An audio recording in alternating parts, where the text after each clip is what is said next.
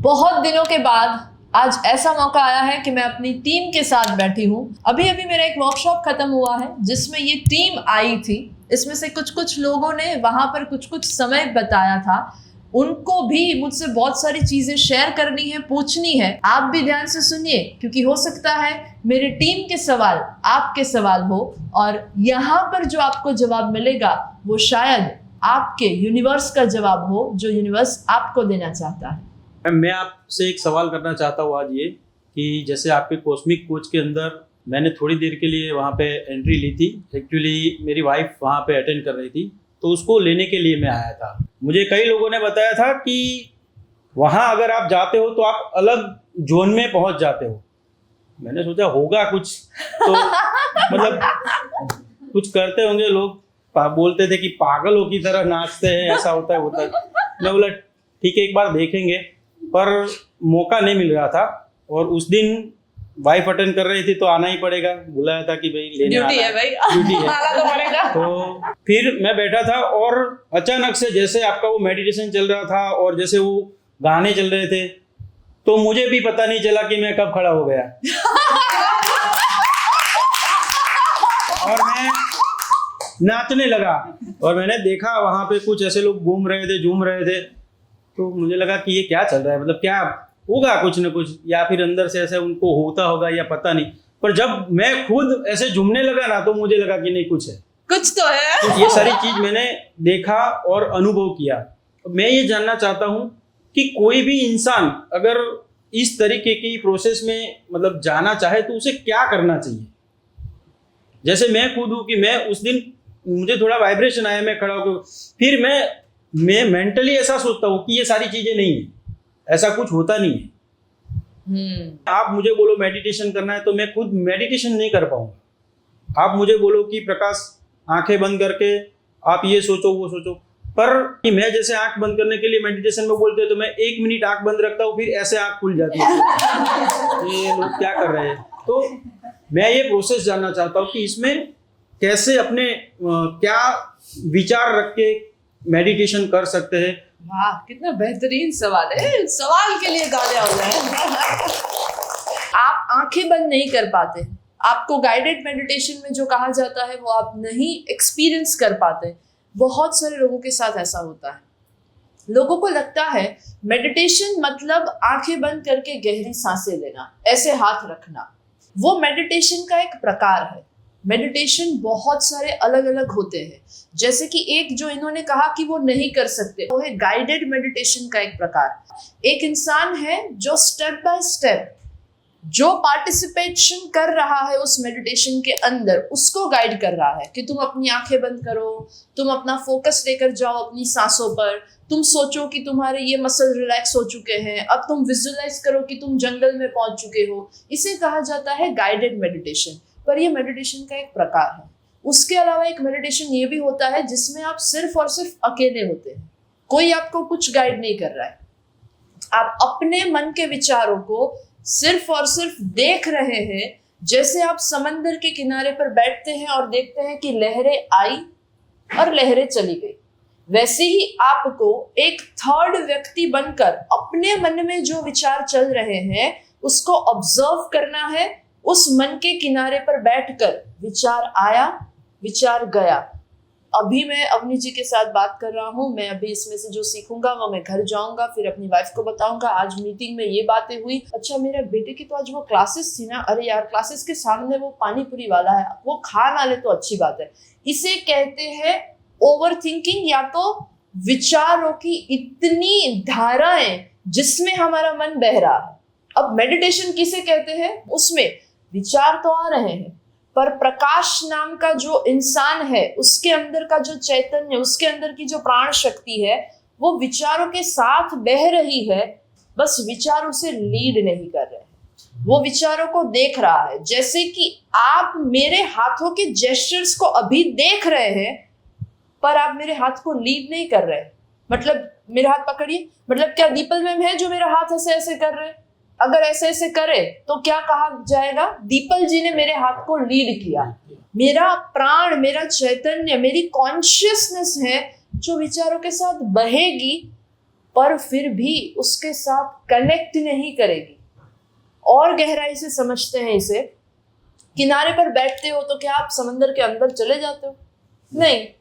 क्या समंदर से बाहर निकलते हो? नहीं। जब आपको कहा जाए कि विचारों को ऑब्जर्व करो, तो बस विचारों को ऑब्जर्व करना है कि आपको कौन से विचार आए, उसके साथ जुड़ना नहीं होता। एक पल ऐसा आएगा जब आपको फिर से याद आएगा कि अच्छा, मैं तो बह गया था विचार में, मुझे वापस आना है। वो जो आप वापस आए ना, सोचते सोचते जो आप वापस आए, वो एक पल जो है वो है आपका मेडिटेशन। लेकिन वो एक एक पल को इकट्ठा करने के लिए और उसे 10 सेकेंड बनाने के लिए शायद आपको 20 मिनट के लिए इस तरीके का मेडिटेशन करना पड़ेगा। और वो 10 सेकेंड आपकी कॉन्शियसनेस को, आपकी अवेयरनेस को पूरे दिन में इतना बढ़ा के देगी कि कोई आप पर चिल्लाए, कोई आप पर गुस्सा करे, तो भी आपको पता है कि रिएक्ट नहीं करना है, रिस्पॉन्ड करना है। ग्लास टूट जाए या एक्सीडेंट हो जाए या किसी की डेथ भी हो जाए, आपकी कॉन्शियसनेस के अंदर अगर ऐसी 10-10 सेकेंड की हर दिन की प्रैक्टिस आ जाए, तो आपकी पर्सनालिटी ही टोटल शिफ्ट हो जाएगी, चेंज हो जाएगी। ये तो हुआ मेडिटेशन का दूसरा प्रकार।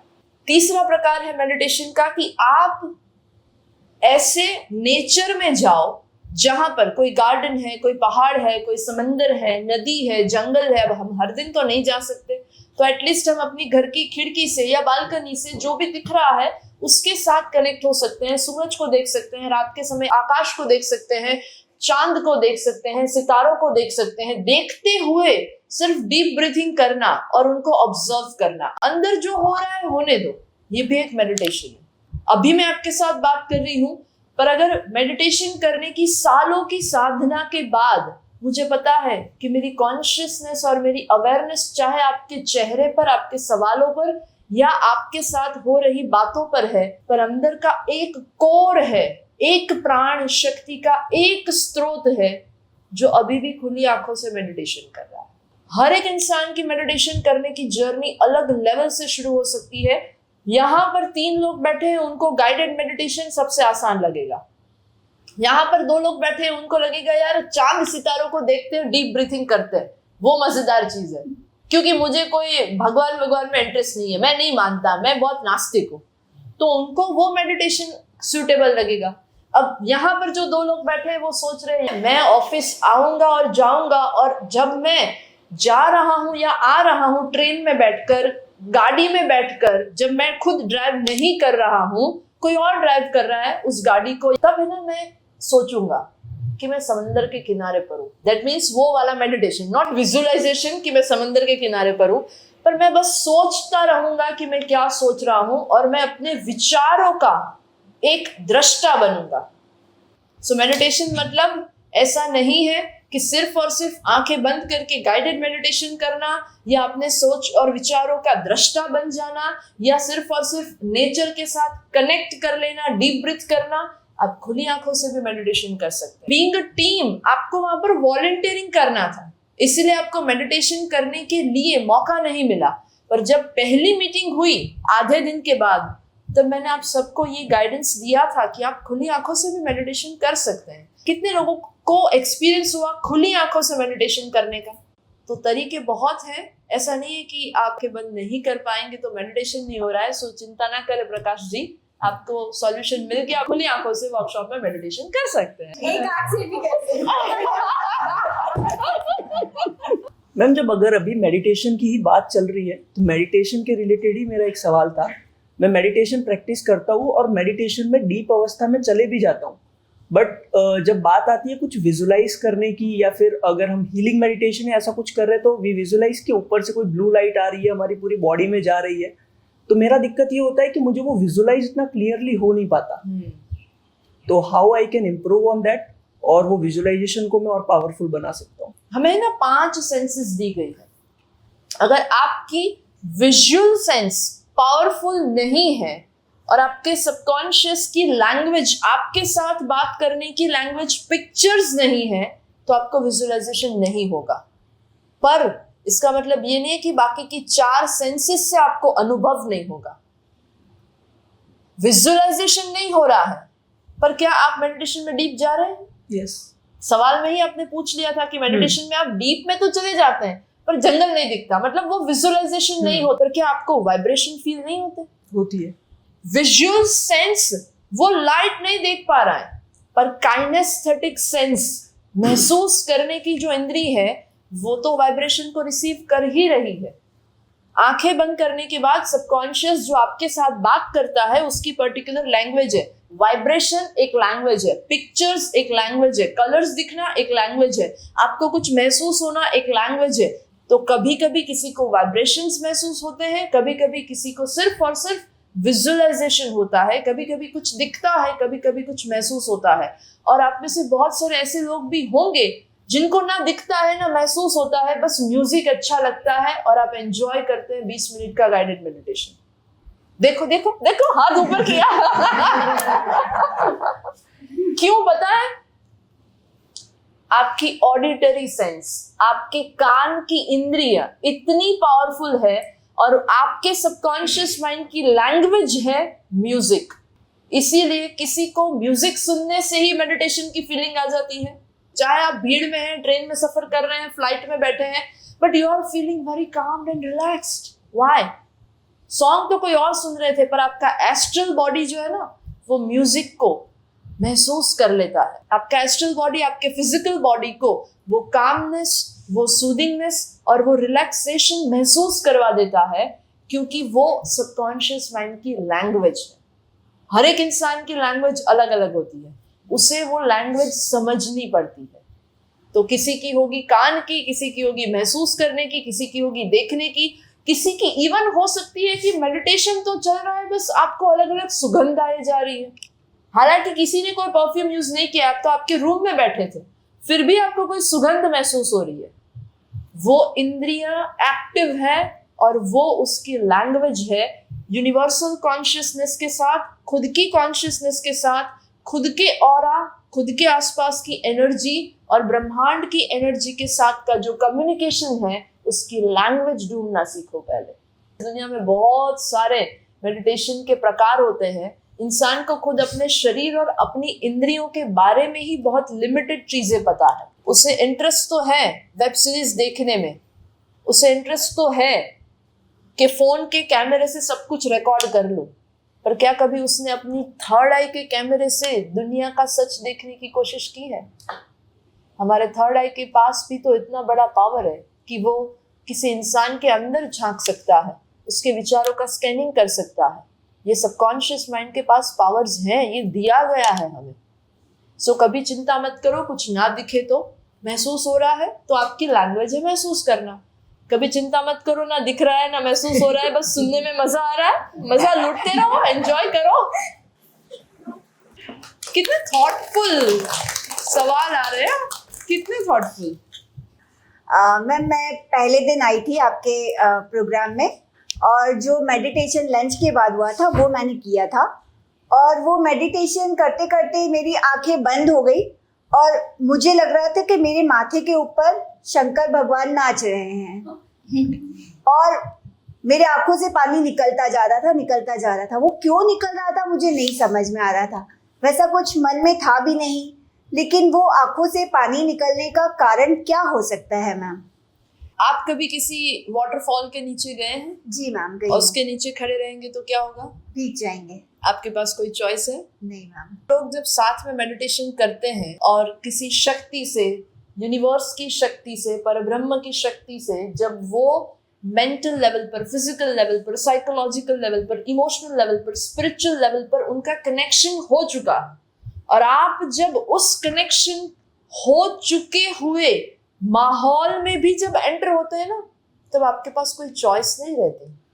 रही बात आंसू क्यों आए, जब आप किसी वाटरफॉल के नीचे खड़े रहते हैं तो भीगने के अलावा कोई ऑप्शन नहीं होता। आपको लगा कि शिव जी आपके सिर के ऊपर नाच रहे हैं, वो तो आपकी कल्पना शक्ति ने अज्यूम किया, आपके माइंडसेट को बनाया।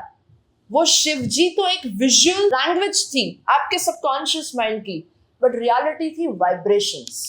और जब आप गंगा में डुबकी लगाते हैं या आप किसी भी नदी में डुबकी लगाते हैं ना, तो आप ये नहीं तय कर सकते कि मुझे मेरे गले को नहीं भिगाना है, आप जब डुबकी लगाएंगे तो नक्शीश समझते हैं, सिर के बाल से लेकर पैरों के नाखून तक आपका भिगना तो तय ही है।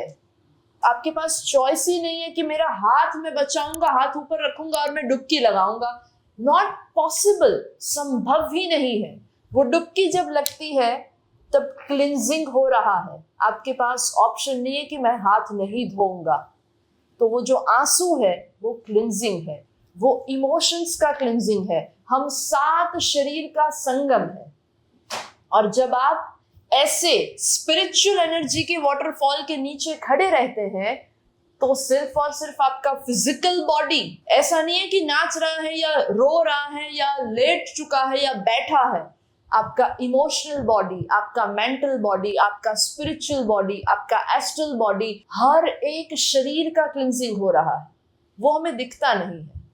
कॉन्शियसली और लॉजिकली आप नहीं तय कर पाएंगे कि मैं रो क्यों रहा हूं, पर आपका जो रोना है वो एक क्लिंजिंग है।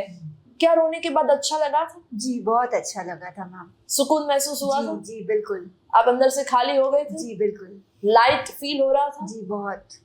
सो ये जो फीलिंग है, खाली हो जाना, सुकून महसूस करना, अंदर से अच्छा लगना, लॉजिकली नहीं पता है कि आंसू क्यों निकल रहे हैं, बट दैट्स ओके।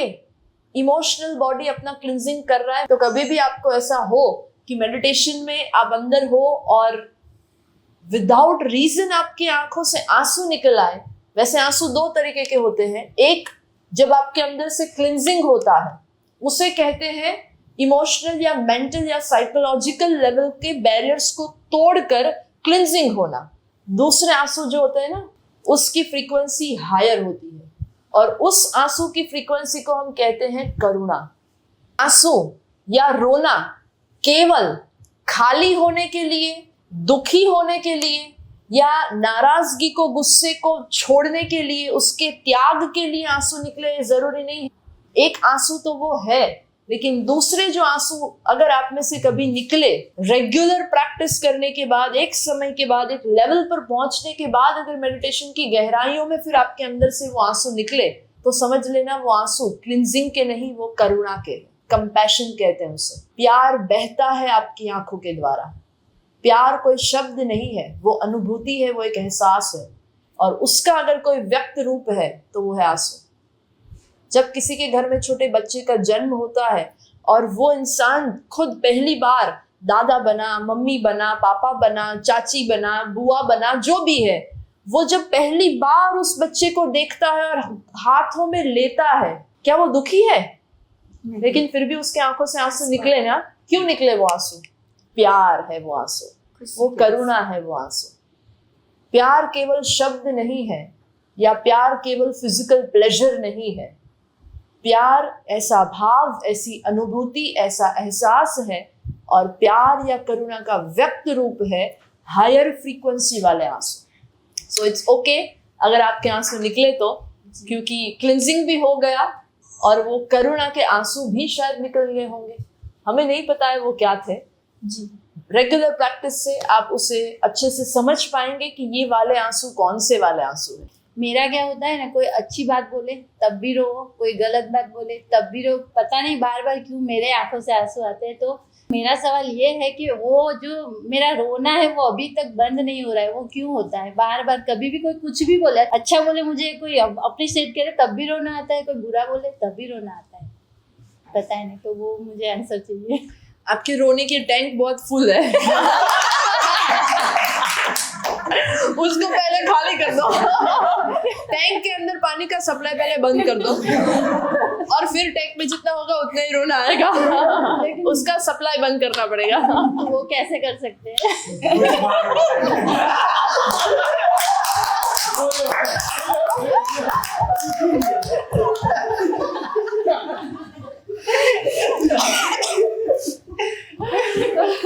ये तो हुई हंसने की बात है, बट आप अकेले नहीं हैं इस दुनिया में जिसको हर छोटी छोटी बात पर अच्छी बात कहे या बुरी बात कहे उसे रोना आता है। आप अकेले नहीं हैं। सबसे पहले तो ये बहुत सारे लोगों का एक कॉमन प्रॉब्लम हो सकता है, पर हमें ये शायद किसी ने नहीं बताया है या हमने खुद जानने की कोशिश नहीं की है।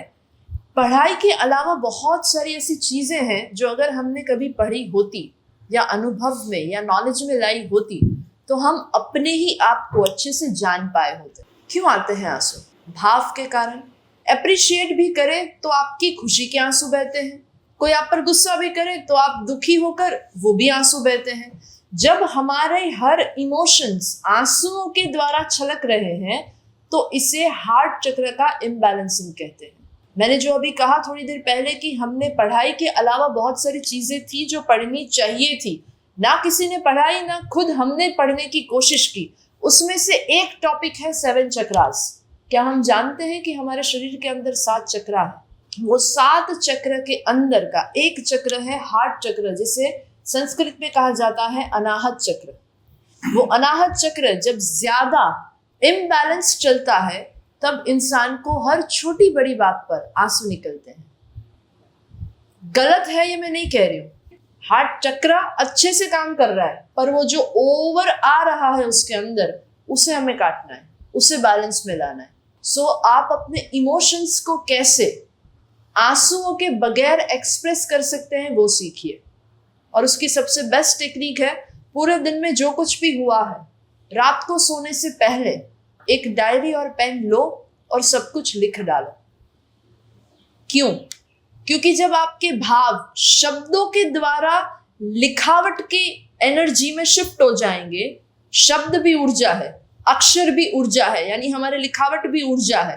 पूरे दिन में क्या हुआ वो आप सोच रहे हैं, आपकी सोच आपके विचार भी ऊर्जा है। उस वक्त पर आपको रोना आ रहा है, रोते रोते लिखो, कोई बात नहीं, लेकिन after certain level of practice आपकी ऊर्जा को एक्सप्रेस करने का जो तरीका है ना वो शिफ्ट हो जाएगा लिखने में। आपके आंसू एक दिन ऐसा होगा कि वो सप्लाई बंद हो जाएगा और वो रुक जाएगा। बिकॉज आंसू आते क्यों हैं? क्योंकि वो भाव है। भाव क्यों आया है? क्योंकि दिमाग ने कुछ फिल्टर किया, किसी अप्रिशिएशन को या तो किसी क्रिटिसिज्म को। अब वो दिमाग जो फिल्टर कर रहा है वो क्यों कर रहा है? क्योंकि उसकी टेंडेंसी है, उसे सिखाया गया है, उसे ट्रेन किया गया है बचपन से। अब हमें प्रॉब्लम के रूट कॉज को समझना पड़ेगा और रूट कॉज को समझने के बाद रूट कॉज को सॉल्व करना पड़ेगा। प्रॉब्लम खुद ब खुद सॉल्व हो जाएगा। आंसू प्रॉब्लम नहीं है, प्रॉब्लम है दिमाग जिस तरीके से रिएक्ट करता है, रिस्पॉन्ड करता है, फिल्टर करता है और अंदर से भाव बहना शुरू हो जाते हैं आंसुओं के द्वारा, वो प्रॉब्लम है। प्रॉब्लम आंसू नहीं है, प्रॉब्लम माइंडसेट है, विचार का तरीका है, रिएक्टिंग का तरीका है, रिस्पॉन्डिंग का तरीका है। उस प्रॉब्लम के इस रूट कॉज को कैसे हम सॉल्व कर सकते हैं? हर दिन अपने अंदर जो चल रहा है उसे शब्दों के द्वारा लिखना शुरू करो। जब आप लिखना शुरू करेंगे आपकी अवेयरनेस में आएगा कि यार इतनी छोटी बात पर मैं रो दी, हाँ ऐसा नहीं करना चाहिए। ये रिएक्शन और ये रिस्पॉन्ड आपका सबकॉन्शियस और आपका लॉजिकल ब्रेन आपको खुद देगा। लेकिन कब देगा? जब पूरे दिन में आप उसका एक ऑब्जर्वेशन का टाइम फिक्स करेंगे। ऑब्जर्व ही नहीं करेंगे तो प्रॉब्लम बढ़ता जाएगा। प्रॉब्लम को रोकने के लिए उसे ऑब्जर्व करना है और उसे सॉल्व करने के एक्शंस लेने हैं। और सिर्फ हार्ट चक्र बैलेंसिंग की टेक्निक लिखना नहीं है, बहुत सारे टेक्निक है, वो आप चक्र बैलेंसिंग वर्कशॉप में सीख लेना।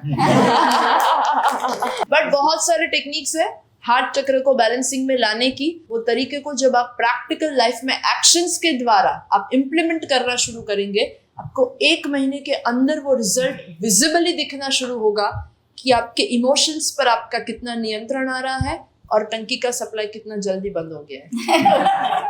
ये एक्चुअली देखने जाए तो बहुत टाइम से है, जो मतलब मैंने किसी को पूछा नहीं है और है भी थोड़ा फनी जैसा। 25 किलोमीटर्स का राइड होता है घर से लेके यहाँ तक। लेकिन एक है कि जब भी कोई रोड के ऊपर रूल फॉलो नहीं करता और कुछ भी आड़ा टेढ़ा करता है ना, तो मुझे बहुत गुस्सा आता है। पता नहीं चल रहा है क्या होता है। अननेसेसरीली कोई अगर हॉर्न बजाता है तो मुझे बड़ा गुस्सा आता है और मन में 4-5 गाली तो निकल ही जाता है। सबको अननेसेसरीली हरी होता है, पता है आगे ट्रैफिक है, 5 गाड़ियां खड़ी हुई, उसको दिख रहा है फिर भी हॉर्न बजाएगा। उसको ऐसा लग रहा है कि जैसे उसके हॉर्न बजाने से रोड क्लियर हो जाएगा। तो यही है कि भाई अननेसेसरीली क्यों किसी को परेशान भी करना है। ऐसा आजू बाजू में कहीं हॉस्पिटल भी हो सकता है, बहुत सारी चीजें की ओवरऑल ह्यूमैनिटी का ऐसा है कि भाई नॉइज पॉल्यूशन इससे अननेसेसरीली बढ़ता है। सो 2 पहलू है। एक पहलू तो इनको ये एक है कि बस वो हॉर्न ना बजाए क्योंकि कोई और परेशान ना हो, अच्छी बात है। लेकिन दूसरा पहलू ये भी तो है, वो हॉर्न इसीलिए बजा रहा है क्योंकि वो खुद इरिटेट हो रहा है। आपको ऐसा लग रहा है कि आप 25 किलोमीटर हर दिन ट्रैवल करके अपने घर से ऑफिस पहुंचते हैं, आपके लिए ये बहुत बड़ा वक्त है ट्रैवल करके घर से आना और जाना, और आपको बहुत सारी चीजें हैं जो चलती है आपके दिमाग में कि ऑफिस का ये काम भी है, वो पेंडिंग है, उसको ये बताना है, घर जाके मुझे इसको ये करना है, वाइफ की बात ये सुननी है, पापा को ये सपोर्ट करना है, दवाई लानी है, भतीजा आया है उसके लिए केक भी लेकर जानी है, बहुत सारी चीजें आपके अंदर चल रही है। और वो चलते वक्त अगर कोई आपको भी हॉर्न बजा कर इरिटेट कर रहा है तो वो आपकी शांति भंग कर रहा है। पर दूसरा पहलू ये है कि उसकी शांति उसके बॉस ने भंग की है, इसीलिए वो हॉर्न बजाकर आपको इरिटेट कर रहा है। ये कहना कि हम शक्ति है ये काफी नहीं है। मैं आपकी तारीफ करूं, आप खुश हो गए, आप रिटर्न में मुझे तारीफ करे ना करे, ऐसा हो सकता है कि उसी दिन अमित जी उनके नीचे के जो टीम मेंबर है उनके साथ अच्छा बिहेव करेंगे, हो सकता है, पॉसिबिलिटी है, चांसेस आर देयर, राइट। इन्होंने उनके साथ अच्छा बिहेव किया तो क्या वो लोग अपने घर पर जाकर उनके फैमिली के साथ अच्छा बिहेव नहीं करेंगे? करेंगे। हॉर्न क्यों बजा रहा है वो? क्योंकि बॉस ने उस पर गुस्सा किया था। बॉस ने इस पर क्यों गुस्सा किया था? क्योंकि बॉस की डील डन नहीं हुई। डील डन क्यों नहीं हुई? क्योंकि सामने वाली जो पार्टी थी उसको कुछ गलत लगा। और उसको गलत क्यों लगा? क्योंकि किसी तीसरे इंसान का कॉल आया था जो इस इंसान से जलता है, उसने रॉन्ग इन्फॉर्मेशन दे दी और डील डन नहीं हुई। वो जिसका फोन आया था उसने ऐसा क्यों किया? क्योंकि उसको किसी ने पैसा दिया था। पैसे देने वाले ने ऐसा क्यों किया? इसके साथ ऐसा क्यों किया? क्योंकि उसको ये बॉस की तरक्की से प्रॉब्लम है। ये कहना कि हम ऊर्जा है वो अलग बात है, और सबके अंदर जेलसी की, गुस्से की, निष्फलता की, पॉलिटिक्स की इतनी सारी ऊर्जाएं चल रही है कि हर एक ह्यूमन बीइंग उसी ऊर्जा से टेम्पररी लीड हो रहा है जाने अनजाने। और हमारे जितने भी एक्शन या रिएक्शंस हैं वो सारी ऊर्जा से आ रहे हैं। वो ऊर्जा हो सकती है जेलसी, गुस्सा, इवन वो ऊर्जा हो सकती है मदद करना, सपोर्ट करना, या गाइड करना, हेल्प करना, इंस्पायर करना। अगर आपकी तारीफ हुई है आज और आपने अच्छा बिहेव किया और उस टीम मेंबर ने घर जाके अच्छा बिहेव किया, तो आपने कौन से वाइब्रेशंस को बढ़ावा दिया? पॉजिटिव वाले, हायर फ्रीक्वेंसी वाले।